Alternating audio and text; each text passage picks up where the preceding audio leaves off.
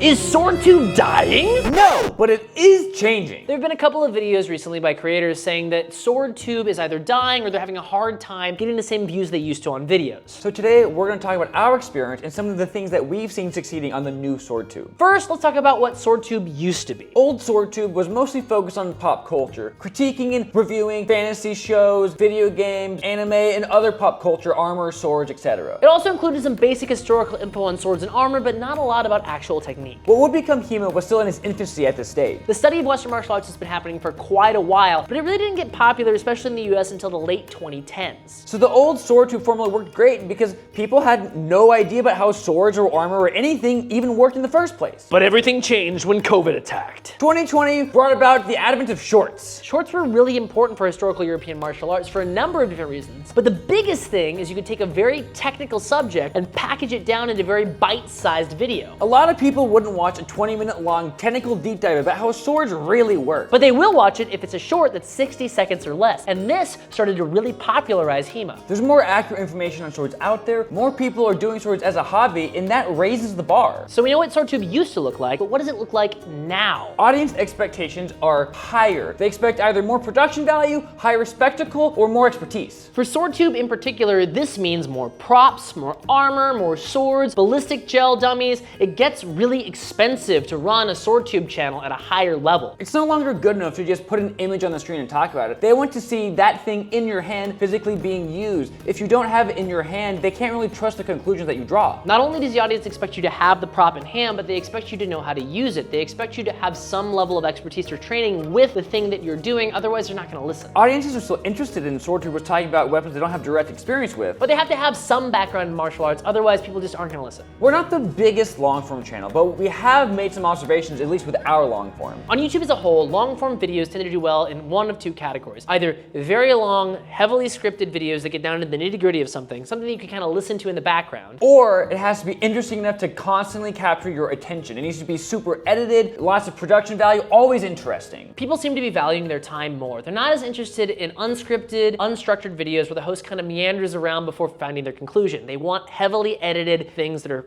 concise and to the point. Probably the biggest thing that's changed the YouTube landscape is shorts. Like them or not, they're here to stay. Making shorts is a great thing for any YouTube channel, but you've got to approach it the right way. We see a lot of people trying to cut down longer videos into shorts, and we found that just doesn't work. The pacing between long form and short form just doesn't mesh. You can't just clip long form into shorts and expect it to perform well. You need to film directly for short form to get that pacing down. You can add in some clips from your long form, maybe if it's an experiment or something, but you have to have direct to camera bits that are recorded for shorts. Shorts have to be interesting or funny at all times. There can't be dead space or gaps. You also can't get quite as technical on shorts. Shorts get blasted to everybody. You need to make sure it's approachable and not super niche. While there is an audience for the hyper-technical stuff out there, the algorithm won't give that short enough time to push it to those people before it kills it. That doesn't mean you can't get technical, you just have to do it in an approachable, easy to understand way, or make it fun or funny. The most important thing is you can't get comfortable. Shorts, and to a lesser extent long form, but definitely shorts, are constantly changing. What was the formula for success yesterday isn't the formula for success today. You have to constantly innovate and come up with new ideas. You can reuse the same ideas and topics, but you have to present it in the new way that the audience wants to consume it. Well, you can reuse topics and ideas by reformatting them. You also probably want to broaden your niche. There's a ton of different types of swordsmanship out there. If you're finding you don't have enough to talk about in one specific niche, you can broaden your horizons and start learning a new martial art, but you can't half-ass it. People will hold you to the same standards in the new thing that you're doing as they did in the old one. The next thing to talk about is less is not more on YouTube.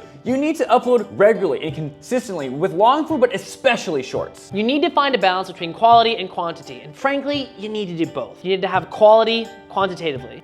The algorithm doesn't care how good your videos are if you don't push them out regularly. Honestly, you really need to do quality videos at a high quantity. There's just no way around it. That's what YouTube expects. Which is why YouTube has become a full-time job. Unfortunately, most people aren't going to be able to hold down a 9 to 5 and be a serious YouTuber. It's almost impossible to churn out the amount of things you need to at the quality that they need to be at to do anything else. This isn't to discourage anybody from getting into SwordTube. If you wanted to make content about swords, you definitely should. But it's important to understand just how much time and dedication it takes to make YouTube a viable career. There is a core audience out there who will watch old SwordTube style videos, just not enough to support a channel or to keep it growing. But there is still an audience out there who is hungry for sword content. And so long as you're adapting to the new formats, the new audience expectations, and you don't get too comfortable, SwordTube is still alive and well.